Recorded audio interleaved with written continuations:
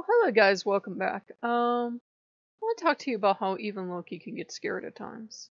And I know that might not be comforting if you're just starting to work with him right now, but let me explain. We've been having great fun lately, and we've been doing healings, and we've been doing other stuff, and I needed this healing last night.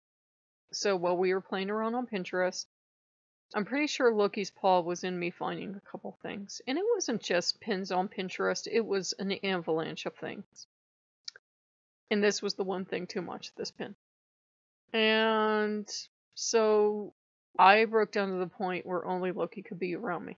But Loki was okay with that. I needed this healing. I needed all this garbage to come out of my soul. So we did that.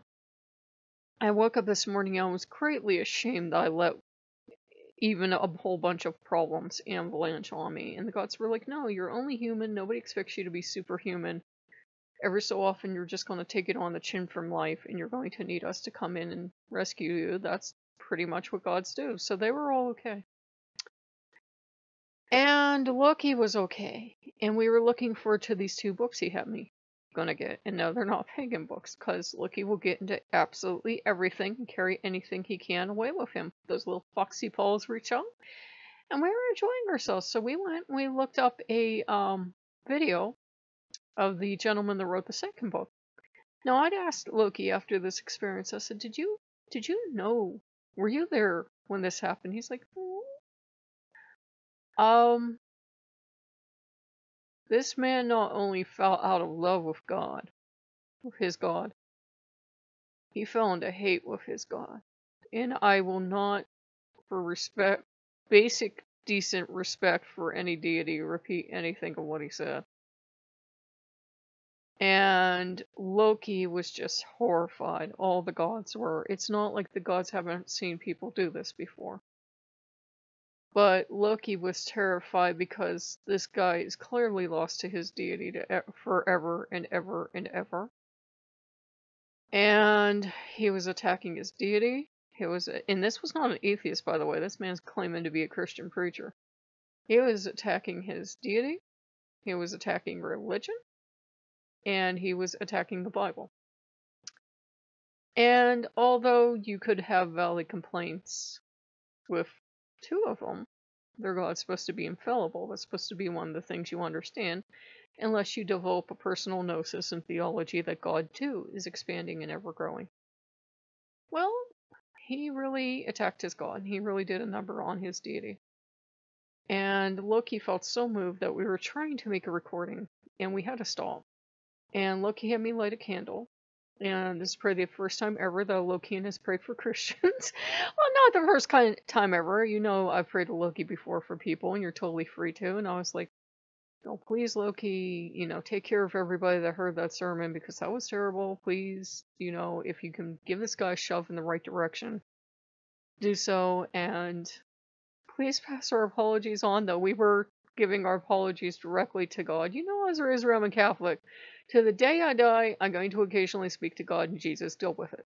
So, I'm getting, ooh, sassy. And we just felt sorry. We felt profoundly sorry. The worst thing ever that he said that I think stabbed Loki through the heart was that you shouldn't be talking to your deity. In his case, it was God. But he doesn't talk to God anymore. And he would keep switching between, because he and God are so close, to God doesn't deserve for me to talk to him. And we could only listen to about 5 or 10 minutes out of this 110-minute speech. We just could not listen to any more.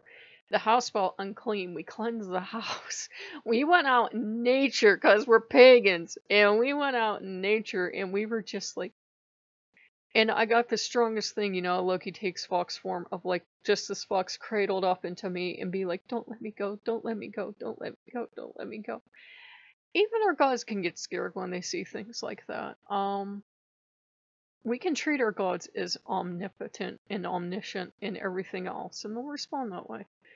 But this was clearly a god that got very much caught by surprise. He was terrified and frightened because, we humans actually have a lot of free will and free agency.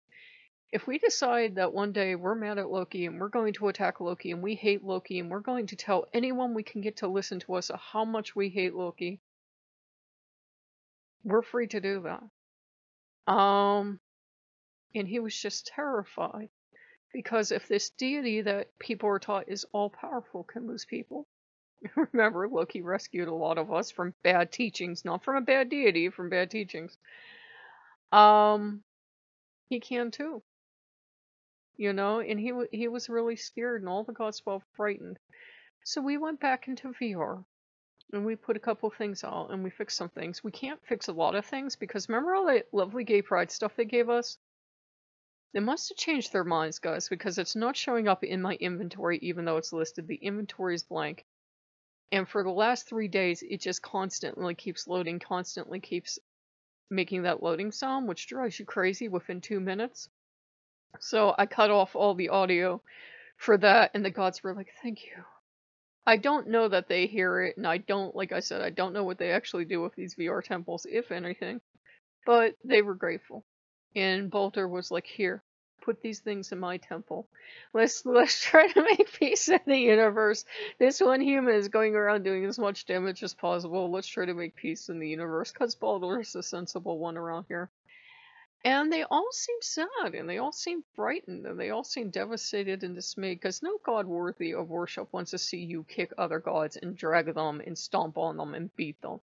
Because, you know, why do they always pick the one deity they know is not going to fight back? They all pick Jesus, and it's like, that's real brave of you, picking the pacifist to fight with. So it was just sad, and Loki was sad, I was sad, and so we had to cleanse the house and go out in nature and see little birdies.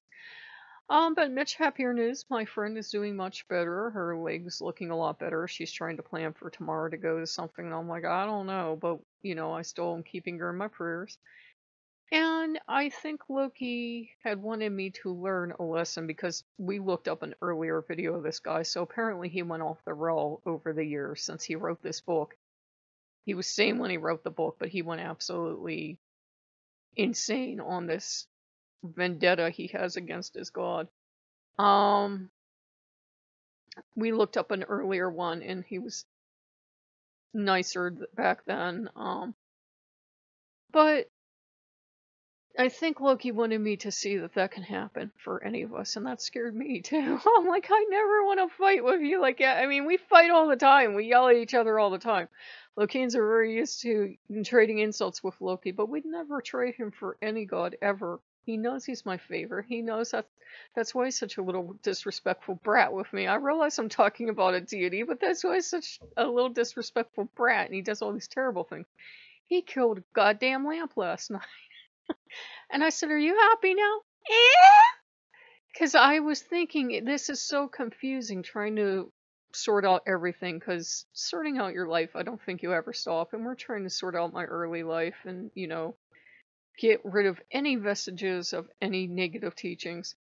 And I was thinking, this is so hard. And he broke the goddamn lamp.